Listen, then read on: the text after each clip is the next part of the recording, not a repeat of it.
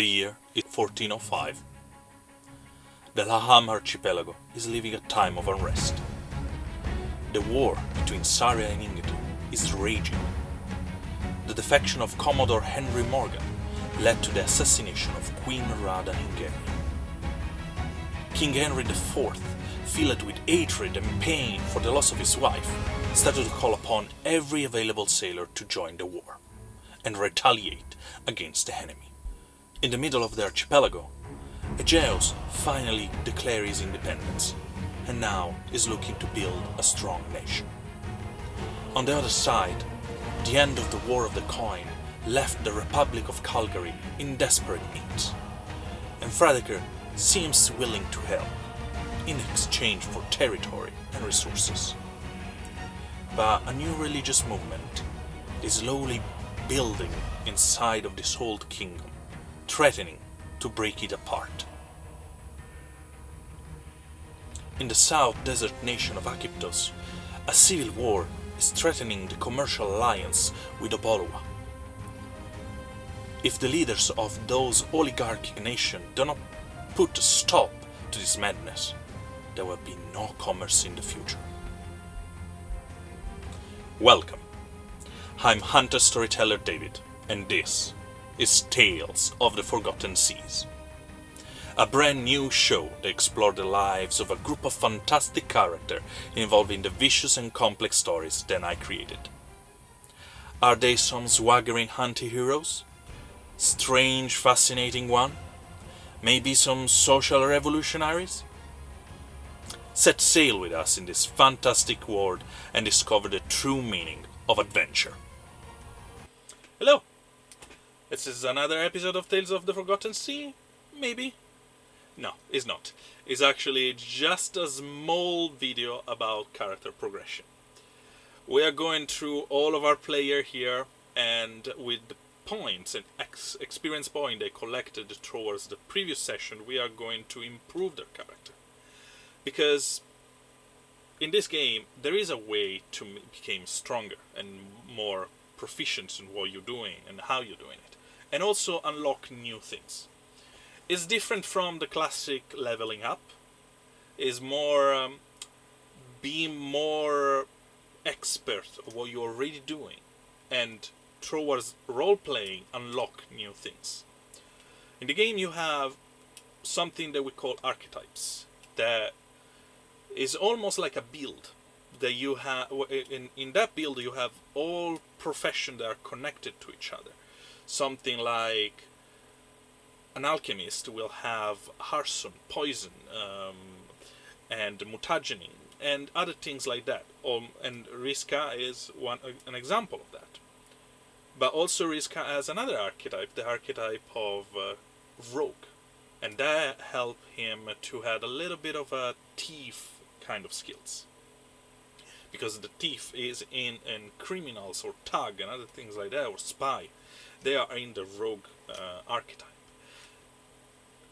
In other games you going to call those archetypes class or other things like that. This is just a flavor.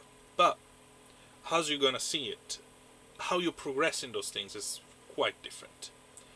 So, because I used you as an example, Riska, you are already planning how to improve your character. And if I remember correctly, you want to get more experience both in rogue, thief, and mutagenist. That's right. When you improve profession the first time, you immediately unlock as a professional skill, something that is unique to you as a thief. But because you want to spice things up, I also remember that you don't want to unlock the one that is automatic from your profession, but you want to unlock one that is in the pool of the archetype.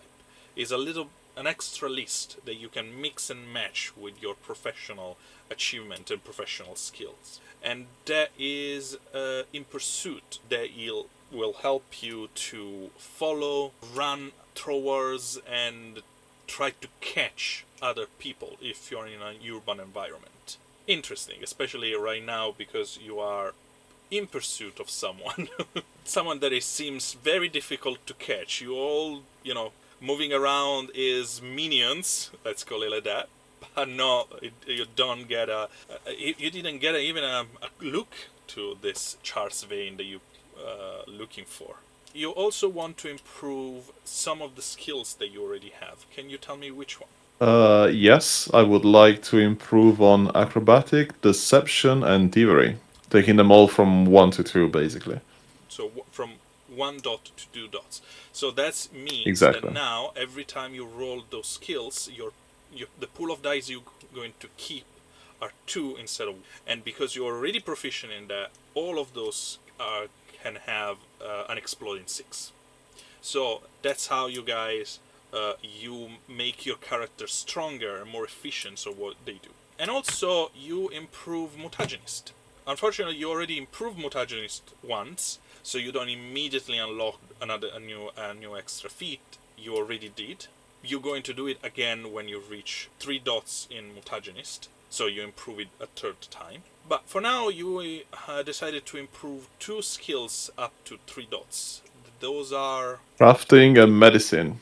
and make much more sense for you to mix and match and create potion and such like. This makes sure that you have spent all of your points. You had 20 points to spend, 10 each, and you improved your profession once, and now your character is a little bit more, proficient and very good at what you already doing. Next step, we are going to jump on Jean, that told me that he wants to keep this point, if I remember correctly. Yeah, I want to keep my points in order to get an archetype at some. So, unlocking another archetype means that Jean will go towards another build, another profession, and it will choose in the pool of profession inside the archetypes to make his character more personal, more unique. In the game, you can have up to 5 different archetypes, and from each one of those archetypes, you can choose up to 2 profession.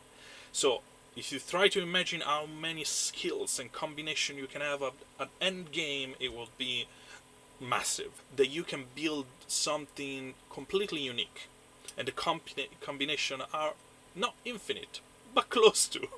Another person that is going to keep his point for another archetype is Hazel. She is already filled that her bodyguard profession and her sorcery knowledge is quite alright. So let's go in towards something else. Do you already have something in mind? Just to have a little spoiler. I have something in mind. I would like to take the profession of investigator. It makes sense. Investigating, bodyguarding, towards someone very focused on finding and protecting. Very nice. Last but not least, we have Ember, that is not taking a profession, actually. It's not improving a profession, it's improving his school of magic. Yep. A quick series of information. Ember is acolyte of Talor. Religion, there is no unofficial one, so you need to keep this quiet. And his patron, let's call it like that, is a little bit oriented towards luck and fate and gambling with those kind of things. Very similar to what the Witcher of Apollo would do, but with a different flavor. Without all the coven and all the rules and etc. You are a little bit more wild on the matter. And because he's using all those 20 points, School of Magic costs a little bit more than anything else, especially because they give you a very strong power. You improve your School of Magic to 1 dot, unlocking 2 spells. There are... So I already have Fumble, and I Fumble. want to gain the Bane of Talor and the Blessing of Talor, which is the Bane of Talor is gives malus to my enemies or my friends. Talor does not differentiate, and Blessing of Talor aids. It's like a buff debuff. Yes. The thing is, Blessing of Talor can't be done on yourself, you need to do it on other people. And as it's the same, enemy, friends, very similar in this case, but the difference is you need to touch the person that you are blessing, when the Bane is more like a curse that you point towards a specific target. And you immediately unlock 1 dot in your sorcery, give you immediately 1 dot on your spell. So now, when Bane, when Fumble was, unfortunately, you knew the spell, but you were not proficient in it. Now you are also proficient in that spell, and you also now proficient in those Blessing and Bane. That's it, folk. We have our character progression. We'll see more later on. And now, close this video and go to the episode. Bye.